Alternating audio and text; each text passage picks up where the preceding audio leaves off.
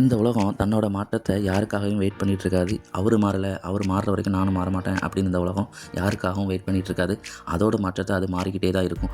அந்த மாற்றத்துக்கு, இந்த உலக மாற்றத்துக்கு தகுந்த மாதிரி நாம் இருந்தால் தான் இந்த உலகத்தில் நம்ம பயணிக்க முடியும். நம்ம வாழ்க்கையில் நாமளும் முன்னேற. அப்படி நம்ம இந்த உலகத்துக்கு ஏற்ற மாதிரி நம்ம வாழ்க்கையை மாற்றிக்க நம்ம தயாராக இல்லைன்னா நம்ம வாழ்க்கை கிணத்துல போட்ட கல் மாதிரி அப்படியே இருக்கும். எந்த முயற்சியும் இருக்காது, எந்த வெற்றியும் இருக்காது.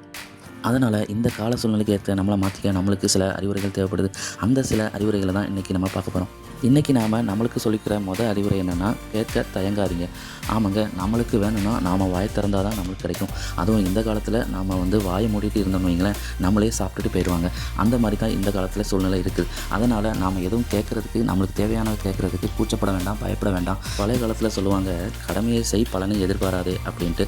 பலன் உன்னை தேடி வரும் அப்படின்னு சொல்லுவாங்க. ஆனால் இந்த காலத்தில் நம்ம கடமையை செஞ்சுட்டு பலன் நம்மளுக்கு தேடி வரும் அப்படின்னு எதிர்பார்த்துட்டே இருந்தோம்னு வைங்களேன், நம்மளுக்கு எதிர்பார்ப்பும் ஏமாற்றமும் தான் மிஞ்சம். நம்மள பல பேர் ஏன் கேட்குறதுக்கு கூச்சப்படுறோம், பயப்படுறோம்னா, கேட்டால் எங்கே நம்மளுக்கு கிடைக்காதோ, கேட்டால் நம்மளை பற்றி தப்பாக எதுவும் சொல்லிடுவாங்களோ, தப்பாக எதுவும் பரப்பிடுவாங்களோ, நம்மளை அசிங்கப்படுத்திடுவாங்களோ அப்படின்னு பயந்து தான் நாம் ஒவ்வொரு விஷயம் கேட்காம அப்படியே விட்டுறோம். இப்போ இதில் யாருக்கு நஷ்டம்னா, நாம் கேட்காம வாயை திறக்காமல் இருந்தோம்னா நம்மளுக்கு கிடைக்க வேண்டிய உரிமை கூட நம்மளுக்கு கிடைக்காம வேறு யாருக்கோ கிடைக்கிற வாய்ப்பு அதிகமாகிடும். அதனால் நாம் வாயை திறந்து முதல்ல கேட்க பழகிக்கணும். அப்படி நீங்கள் கேட்கும்போது ஒரு சிலவங்க உங்கள் வார்த்தைக்கு ரெஸ்பான்ஸ் பண்ணலாம், நீங்கள் கேட்டதை தரலாம். ஆனால் பல பேர் நீங்கள் கேட்டதுக்கு அவமானப்படுத்துவாங்க, நீங்கள் கேட்டதை தரவும் மாட்டாங்க, உங்களை அசிங்கப்படுத்தவும் வாய்ப்பு இருக்குது.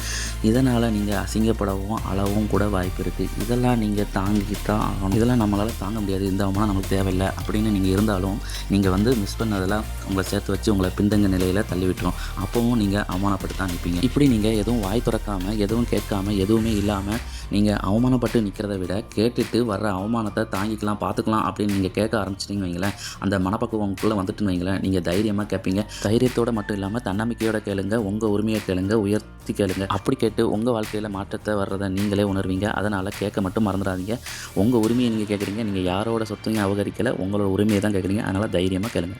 ரெண்டாவது அறிவுரை என்னென்னா, நீங்கள் யாருக்கு மதிப்பு கொடுக்குறீங்களோ இல்லையோ, உங்களோட நேரத்துக்கு கண்டிப்பாக நீங்கள் மதிப்பு கொடுத்து தான் ஆகணும். ஏன்னா உங்கள் நேரம் தான் உங்கள் வாழ்க்கையை முடிவு பண்ணுது. ஏன்னா உங்கள் நேரத்தை வெற்றியின் பக்கம் திருப்புறீங்களா, இல்லை உங்களோட நேரத்தை தோல்வியின் பக்கம் திருப்புறீங்களா அப்படிங்கிறது உங்கள் கையில் தான். நீங்கள் யோசித்து பார்த்தீங்கன்னா உங்களுக்கே புரியும். ஒரு 10-15 வருஷம் 20 வருஷத்துக்கு முன்னாடியெல்லாம் இந்த மாதிரி பொழுதுபோக்கு சாதனம், இந்த சோசியல் மீடியா ஸ்க்ரோல் பண்ணுறது, செல்லுன்றது இந்த மாதிரி எதுவுமே கிடையாது. ஆனால் இந்த காலம் ரொம்பவே மாறி போயிடுச்சு. நீங்களே யாரையும் டிஸ்டர்ப் பண்ணக்கூடாது, நாம் தனியாக இருப்போம் அப்படின்னு சொல்லி ஒரு ரூமில் போய் இருந்தாலும் உங்கள் மூளை உங்களுக்கு ஒன்று சொல்லும். அது என்னென்னா, செல்லை எடு, நோண்டு, அதில் ஏதாட்டு பாரு அப்படிங்கிறத உங்கள் மூளைக்கு சொல்லிக்கிட்டே இருக்கும். நீங்களும் எடுப்பீங்க, செல்லை உட்காருவீங்க, 5 நிமிஷம் பார்ப்போம் அப்படின்ட்டு உட்காருவீங்க. 5 நிமிஷம் அரை மணி நேரம் ஆகும், அரை மணி நேரம் 1 மணி நேரம் ஆகும், 1 மணி நேரம் 1 நாளாக கூடவும் வாய்ப்பு இருக்குது. இப்படி நீங்கள் உங்கள் நேரத்தை வேஸ்ட் பண்ணிகிட்டே இருப்பீங்க. அப்போ நீங்கள் யாரோட உழைப்பிலையோ யாரோட சம்பாத்தியத்திலையோ நீங்கள் இருந்து, அதனால் இந்த நேரத்தோட மதிப்பு உங்களுக்கு தெரியாமல் இருக்கும். ஆனால் நீங்களும் ஒரு நேரத்தில் உழைக்கணும் அப்படின்ற ஒரு கட்டாயம் வரும், நீங்களும் சம்பாதிக்கணும் அப்படிங்கிற ஒரு கட்டாயம் வரும். அப்போ உங்கள் வாழ்க்கையில் நீங்கள் திணறுவீங்க, ரொம்பவே கஷ்டப்படுவீங்க. அப்போ நீங்கள் யோசிச்சு பார்ப்பீங்க,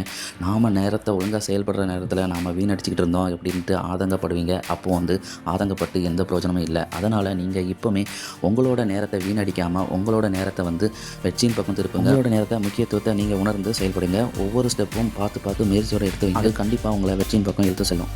நான் சொன்ன இந்த 2 அறிவுரைகளும் உங்கள் வாழ்க்கையில் பிடிச்சிருந்தால் நீங்களும் உங்கள் வாழ்க்கையில் தொடர்ந்து செஞ்சு பாருங்கள். நீங்களே உங்கள் வெற்றியை கண் கூட பார்ப்பீங்க. இந்த வீடியோ உங்களுக்கு பிடிச்சிருந்தால் லைக் பண்ணுங்கள், ஷேர் பண்ணுங்கள், கமெண்ட் பண்ணுங்கள். இதே மாதிரி அடுத்த ஒரு வீடியோவில் மீட் பண்ணுறேன். Bye friends.